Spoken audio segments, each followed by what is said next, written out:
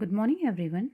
Today, I, Mrs. Garima Bhandari, is here again with the chapter Thinkers, Beliefs, and Building, Part 2 of Class 12th History. So, we'll continue this chapter.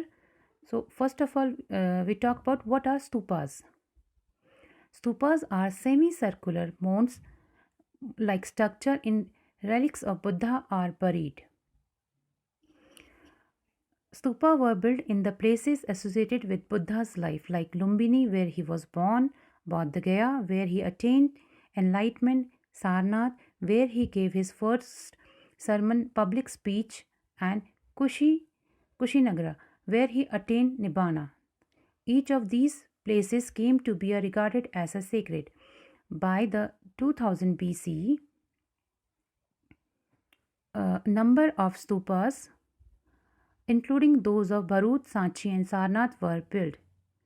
Stupas were built because relics of Buddha, such as his bodily remains or objects used by him, were buried there. According to a Buddhist text known as the Vadana, Ashok distributed portion of the Buddha's relics to every important town and ordered the construction of stupas over them.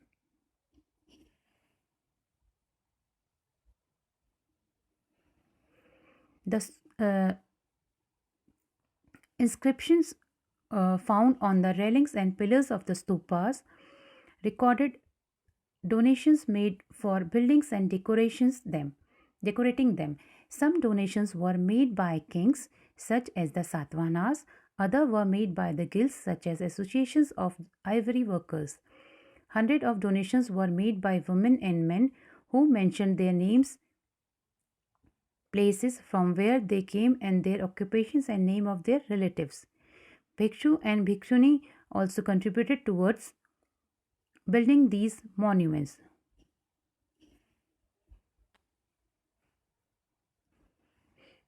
The stupa originated as a simple circular mounds of earth called and. Gradually, it evolved into a more complex structure balancing round and square shape. Above the under was the hermica, a balcony like structure that represented the abode of the god. Arising with the hermica was a mast called the yashti, often surmounted by a chhatri or umbrella. Around the moon was a railing separating the sacred space from the secular world. The early stupas at Sanchi and Bharuch were plain except for the stone railings. Later, wooden fence and the gateways were richly carved and installed at the four cardinal points. Later, the mounds of the stupas came to be elaborately carved with niches and sculptures as at Amravati and Sahaji Ki Dheri in Pakistan. Here you can see the structure of the stupa. Now, the fate of Amravati and Sanchi. First of all, we talk about the Amravati. The local Raja of Amravati wanted to build a temple from the ruins of the stupas at Amravati. He decided to use the stone and thought there might be some treasure buried in what seems to be a hill. Some years later, a British official named Colin Mackenzie visited the site. He found several pieces of sculpture and made detailed drawing of them. These reported were never published to protect the stupa. In 1854, Walter Elliot, the commissioner of Guntur, visited Amravati and collected several sculpture panels and took them away to Madras. These came to be called the Elliot marbles after him. By the 1850s, some of the slabs from Amravati were taken to different places, like to the Asiatic Society of Bengal at Calcutta, to the Indian office in Madras, and some even to London. It was usual to find these sculptures adorning the gardens of British administrators. View of H. H. Coles about the preservation of ancient monument. He wrote, it seems to be a suicidal and indefensible policy to allow the country to be looted of original work of ancient part.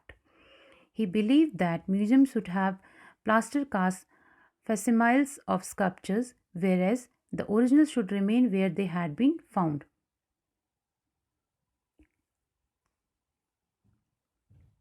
Unfortunately, Cole did not succeed in convincing the authorities about Amravati, although his plea for in situ in the original places, that means preservation, was adopted in the case of Sanchi. Perhaps uh, Amravati was discovered before scholars understood the value of the finds and realized how critical it was to preserve things instead of removing them from the site. When Sanchi was discovered in 1818, three of its four gateways were still standing. The fourth was lying on the spot where it had fallen, and the mound was in the good condition.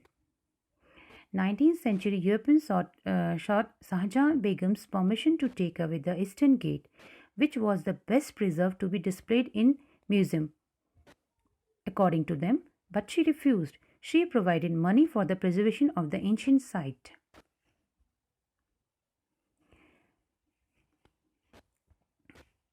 Now, we talk about the sculptures. Art historians who have carefully studied the first sculptures at Sanchi identified it as a scene from a Vasantara Jatak. This is the story about a generous prince who gave away everything to a Brahmin and went to live in the forest with his wife and children. According to hagiographies, the Buddha attained enlightenment while meditating under a tree. Uh, many year, Many early sculptors did not show the Buddha in human form. Instead, they show his presence through symbol of an empty seat to indicate the meditation of the Buddha. As you can see in the picture, uh,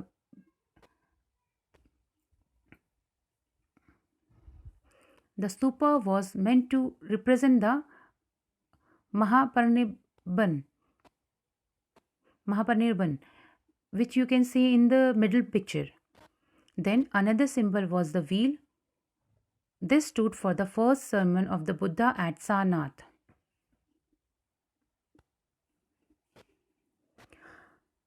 A beautiful woman swinging from the edge of the gateway, holding onto a tree. You can see this in first picture. Scholars realized that it could be a representation of a Shala Bhanjika, according to the popular belief that this was a woman whose touch caused trees to flower and bear fruit. Some of the finest depictions of animals are found in Sanchi. These animals included elephants, horses, monkeys, and cattle, while the Jatakas contain several animal stories that are depicted at Sanchi. It is likely that many of these animals were carved to create lively scenes to draw viewers. Elephants were depicted to signify strength and wisdom. Another motive is a woman surrounded by lotus, as you can see in the middle picture, and elephants which are sprinkling water on her as if performing an abhisheka or consecration. While some historians identify the figure as Maya, the mother of the Buddha, others identify her with the popular goddess Gajalakshmi, literally the goddess of good fortune, who is associated with elephants. Then the last picture is of serpent. The serpent motif, which is found on several pillars, seems to be derived from the popular tradition. James Ferguson considered Sanchi to be a center of serpent worship. The division of Buddhism into Mahayana and Hinayana. By the 1st century CE, there is evidence of changing in Buddhist idea and practices. Early Buddhist teachings had given great importance to self effort in achieving nibbana. Besides, the Buddha was regarded as a human being who attained enlightenment through his own efforts. Those who adopt these beliefs were described as Hinayan or the lesser vehicle. However, gradually the idea of savior emerged. Buddha was regarded as a god, the one who could ensure salvation. Those who adopt these beliefs were described as Mahayana or the greater vehicle. Simultaneously, the concept of the Bodhisattva also developed. Bodhisattvas were perceived as deeply compassionate beings that accumulated merit through their efforts not to attain nibbana but to help others. The worship of images of the Buddha and Bodhisattva became an important part of Mahayana tradition.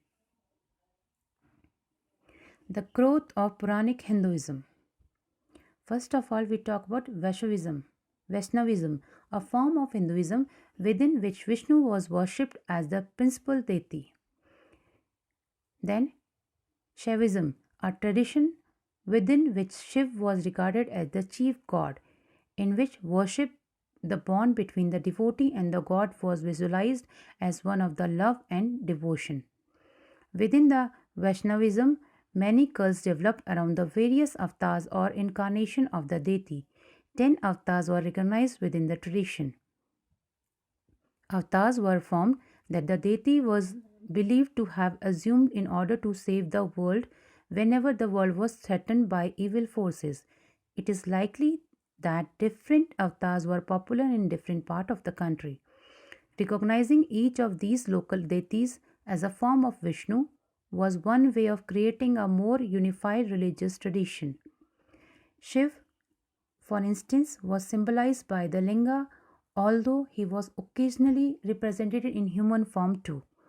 All such representations depicted a complex set of ideas about the deities and their attribute through symbols such as headdresses, ornaments, and weapons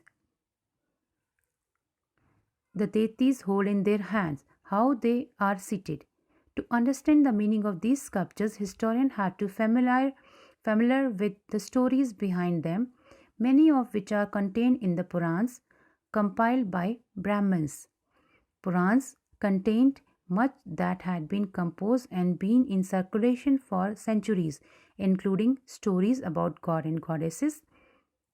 Generally, they were written in simple Sanskrit verses and were meant to be read aloud to everybody, including women and Shudras who did not have access to Vedic learning.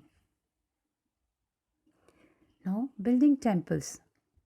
The early temples was a small square room called the Garbhagriha with a single doorway for the worshippers to enter and offer worship to the image. Gradually, a tall structure known as the Shikara was built over the central shrine. Temple walls were often decorated with sculptures. Later, temples became far more elaborate with assembly halls, huge walls and gateways and arrangement for supplying water. One of the unique features of early temples was that some of the temples were hollowed out of huge rocks as artificial caves. That means rocks cut temples. The tradition of building artificial caves was an old one. Some of the earliest of these was constructed in the 3rd century BC on the order of Ashoka for renouncers who belonged to the Ajivika fatalist sect. This tradition evolved through various stages and culminated much later in the 8th century in the carving out of an entire temple, that of Kailashnath, a name of the Shiva in Maharashtra. European scholars with the unfamiliar Indian sculptures. In 19th century, European scholars first saw some of the sculptures of god and goddesses. They could not understand what these were about. Sometimes they were horrified by what seems to them grotesque figures, figures with multiple arms and head or with combination of human and animal form. These early scholars try to make sense of what appear to be strange images by comparing them with sculptures of ancient Greece. While they often found early Indian sculpture inferior to the work of Greek artists, European scholars were very excited when they discovered images of the Buddha and Bodhisattva that were eventually based on Greek models.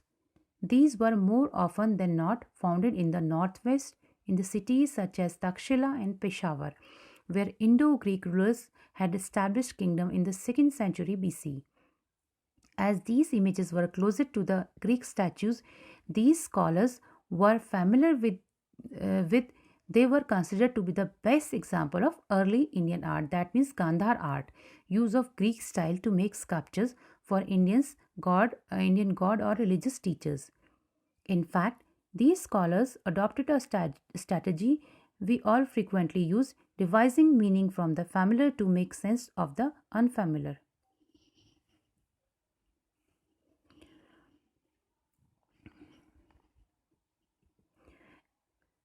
Okay, now if texts and sculptures do not match, what do art historians do?